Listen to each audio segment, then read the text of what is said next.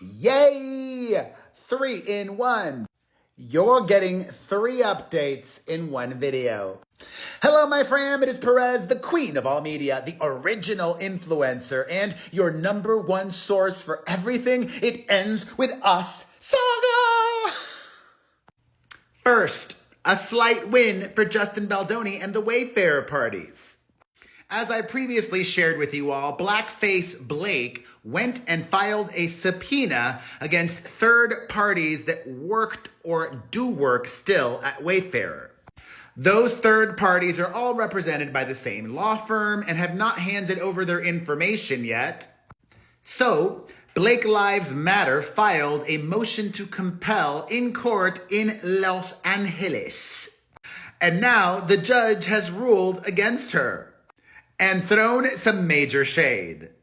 As some of you might know, the deadline is fast approaching for discovery. Materials must be handed over by July 1st. Days away. But she's not happy, so she's complaining. It's what she does. And the judge said, no.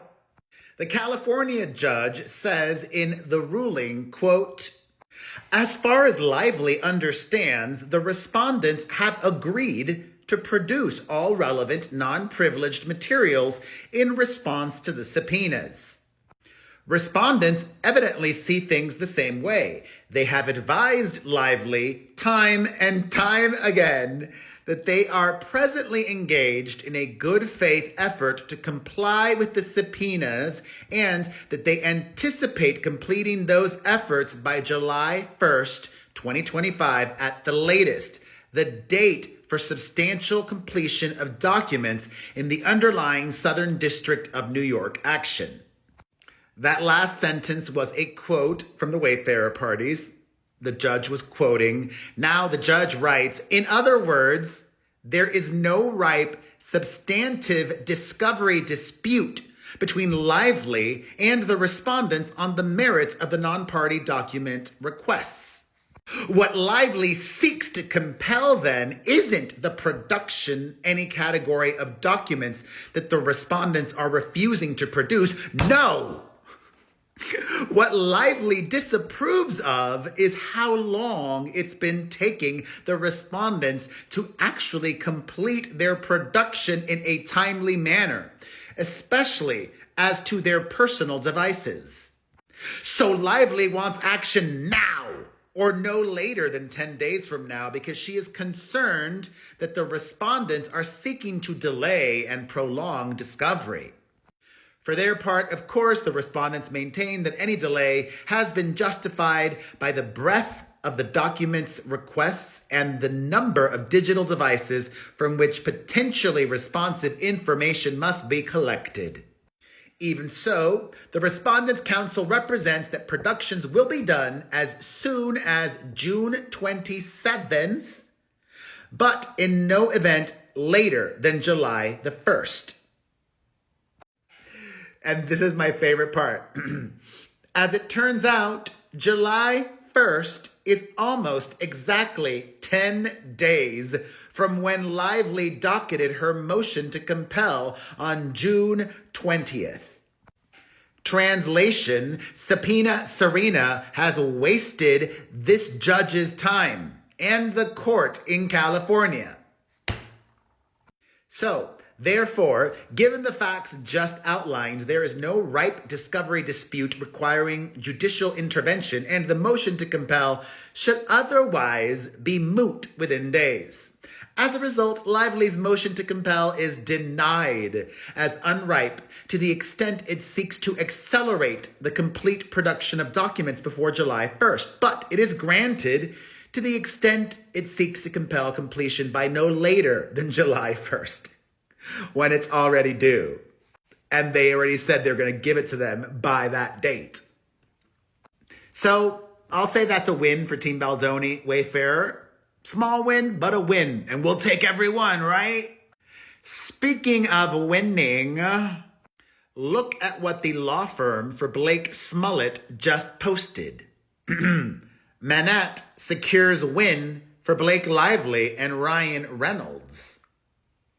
A Manat team led by Ezra Hudson, Stephanie Roser, and Matthew Bruno helped secure dismissal of Justin Baldoni's countersuit against Lively in their ongoing legal case.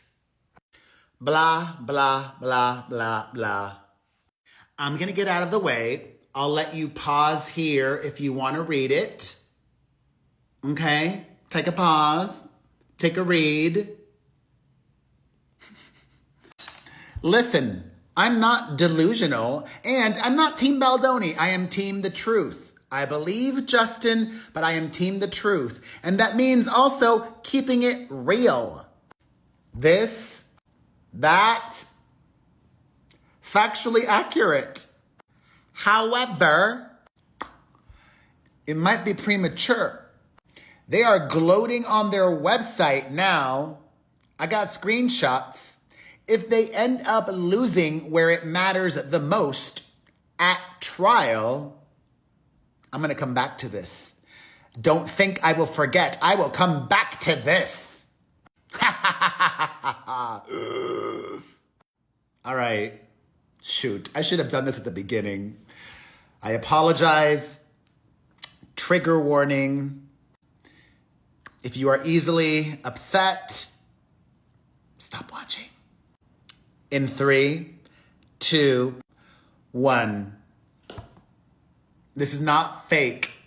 It's real, not photoshopped. This is the new issue of Time 100 Companies. Dick Poole is gloating about Maximum Effort. Yes, the same marketing company that was responsible for the marketing and promotion of It Ends With Us. How Ryan Reynolds rewrote the script with maximum effort. Did he pay for this? I am not a conspiracy theorist, but I want to know, did he pay for all this? Because some of you will instantly remember, Time magazine also put up his wife on one of their recent covers. They named her a very influential person. They gave her an award that she accepted emotionally and brought up the fact that her mother was the victim of who knows what.